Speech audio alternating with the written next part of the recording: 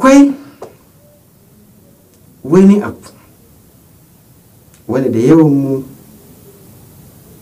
ba ma gane falala da sirri da ke cikin intizar.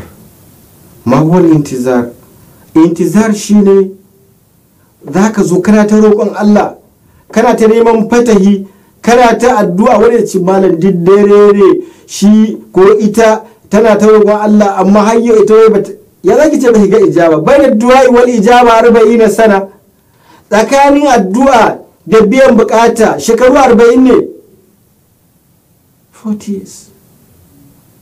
Daga yau da kika fara addu'a ko daga inda ka fara addu'a ya kai shekaru 40. Kuma kun san dalilin da yasa Allah bai bakin ba ko bai baka ba?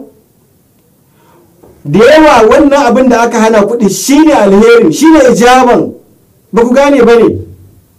Yana yiwuwa da yawa kan buga misali da sayyara moto.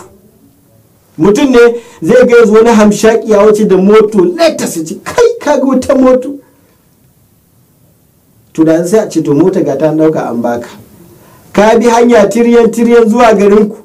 Kana gab da ka kai sai ka yi hadari mota ta halaka kai ka halaka, me amfanin mota wurinka? Baka motar ne yafi ko kuma Allah ya hana maka mota ka ci gaba da bauta masa, Allah karbi ibada kai sa gidan aljanna. Intizarul farj min Allah ibada. Annabi sallallahu alaihi wasallam yace zaman da ku ka roki Allah kan ujibar da auta kuma fastaqima, kau ka roki Allah ka je ta ka roki Allah bisa tsarin da ya kamata ka roki Allah, kana zaman jiran ibada. Wannan in between tsakanin addu'arka da lokacin da Allah zai ce ma gashi, wannan in between da zaman ibada yake a wurinka. Domin ubangiji na da iko ya baka abin da kake so, yana da iko ya yi maka tasrifi zuwa ga wani abu mafi alheri da wannan abu, yana da iko ya aje maka wannan addu'a ran tashi alkiyama idan aka bijiro maka da addu'o'inka da kai waɗanda ba a ce maka ba ga su a lokacin da mutum zai yi kuduri ya ce ya guri ina ma a ce duk addu'o'in da ka iya rayuwarka Allah ya jinkirta maka ijaba su sai ran tashi alkiyama. Idan ka ga sakamako da falala da matsayin da wannan addu'ar da baka ga sakamakon su ba a duniya, labarin inda za su kai ka a ran tashi alkiyama su zama da irin ka na shiga aljanna, ko kun manta cewa ul ma ya abu bikum rabbi, ka ce ubangiji na ba ruwan shi da ku laula du'a uku in ba domin addu'o'in ku ba. Duk lamarin da za a ce maka rashin yin sa Allah ba ruwan shi da kai, to ka san yi wannan abu kai zaka zama kusanci ne a wurin Allah, zaka zama abin so ne a wurin Allah.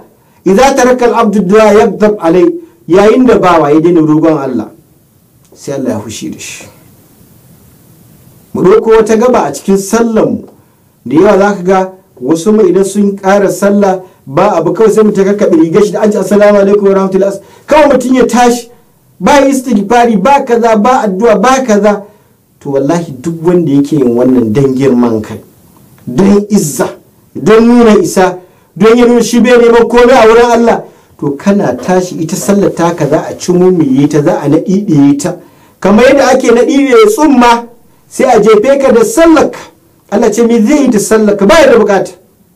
Ka ƙara sallan fa idza faragata fansab wa ila rabbika fargab, yayin da ku ƙara sallah ku ƙara ibada ku ƙara katun Qur'ani ku kafu zuwa ga ubangijin ku yi kwadayi, zuwa ga ubangijin ka yi kwadayi, sai ka nuna kai baka neman komai a wurin Allah. To shana me zai da sallaka ta gara mishi mene sai yaya dan kai shine sai mene dan kai sallan kai sai ta kara ma Allah mene sallan ka kai ne za ta yi ma amfani. Kuma Allah yana so maka gatanci in ka kara sallan, yi maka kyauta, yi maka tukuici. Ya daga cikin hikima da malamai suke cewa bijiro da istighfari din nan bayan mun gama sallah, yana yiwa a cikin sallar kawai abu ya dauke maka hankali, yana yiwa a cikin sallar ka tuna da abu kaza, yana yiwa a cikin sallar haka dai. To bayan ka karasa shi da kake fara da astaghfirullah, ya Allah karɓi sallar nan ba dan halina ba, kuskuren da nayi a cikin sallar Allah ya yafe min ka karba. Yana daga cikin hikima astaghfirullah, astaghfirullah. To da yawa daga cikinmu ba ma gane falala da hikima da ke cikin ainihin jinkiri. Sannan wasu lokuta din kuma ubangiji subhanahu wata'ala yanayin roƙon shi da kake yi Allah yana jin daɗin kalmomin da kake fada mishi. Akwai yiwuwar idan an baka abin da kake nema shi kenan za ka ƙaurace wa ubangiji, domin da yawa daga cikin mutane daga cikin ɗabi'ar idan ka ga mutane na kusanta ubangiji to sun sa cikin wani hali ne.